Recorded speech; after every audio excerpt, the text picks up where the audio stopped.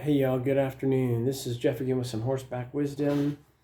I wanted to talk to you today about perspective. And I wanted to talk from the writings of Peter, the apostle of Jesus, whom Jesus changed his name from Cephas to Simon to Cephas, Peter, and said upon the rock of his faith, Jesus would build his church, and he did.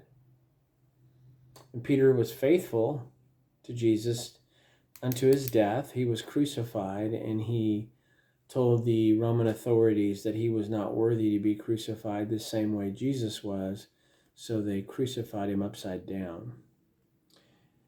But I want to read something to you that Peter wrote. He said, "All praise to God, the Father of our Lord Jesus Christ. It is by his mercy that we have been born again, because God raised Jesus Christ from the dead. Now we live with great expectation, and we have a priceless inheritance, an inheritance that is kept in heaven for you, pure and undefiled, beyond the reach of change and decay." And then he goes on to say, "So be truly glad. There is wonderful joy ahead, even though you have to endure many trials for a little while. These trials will show that your faith is genuine. It is being tested as fire tests and purifies gold, though your faith is far more precious than mere gold." You see, there's a strange idea that has been in Christianity for a long time that when you become a believer, everything is ice cream and roses. Well, folks, I'm here to tell you it ain't.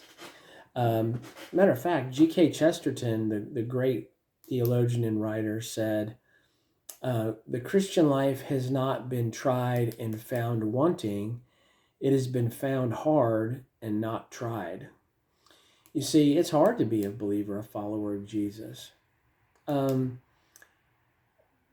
you're going to have all kinds of stuff happen, right?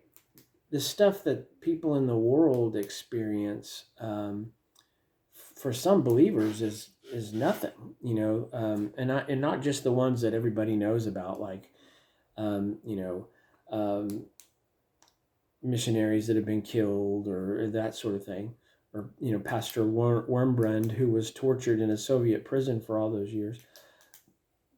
But when you follow the Lord, you're going to have challenges. You're going to have spiritual battles. You're going to stay up at night having to pray. You're going to have to fast and pray to overcome the forces of wickedness that come against you. Paul said that there's going to be fiery darts that the devil's going to shoot at you, but we have the power to overcome them, but you still have to fight that battle.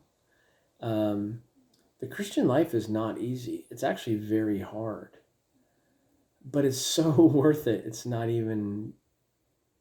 And Paul said that all the troubles he had, and he was beaten and shipwrecked. He spent an entire day and a night floating in the ocean on a shipwreck. He was imprisoned. He was whipped with a rod many times. He was stoned to death. And God brought him back. And he said the sufferings of this world are not even to be compared. They're not even like trash compared to what's coming for us, the glory that's coming for us. And Peter reminds us we're supposed to look forward to our inheritance in heaven. This idea that, oh, well, we're not going to be getting anything. No, we're going to be getting everything. And that should motivate us to want to tell other people to follow Jesus, because we want them to get stuff too. The book of Revelation says that one of the things that Jesus inherited when he overcame hell and death in his resurrection were riches. Well, why would God himself in the flesh, why would the angels say to him be riches? Well, because they mean something. Not the kind of riches that we think about here on earth where people are multi-zillionaires and that sort of thing, but the riches of eternity, that the currency of God. Anyway, I want to encourage you, whatever you're going through, just be of good cheer. this life is going to be a joyous one for you if you're a follower of Jesus, even if it is hard. Just never forget, even if you had to stay up all night fighting a battle with your mind, with the devil, with the plumbing or the electricity or an animal or whatever, a sick relative, or if you yourself were ill, read that passage in Peter and think about, ask the Lord to show you, Father, what do you have in store for me? Because I'm just here to tell you, I've only seen small glimpses of it, but there's nothing on this earth that even remotely compares. So be blessed in that.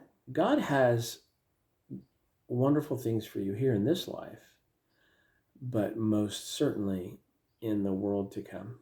Love you. Bye.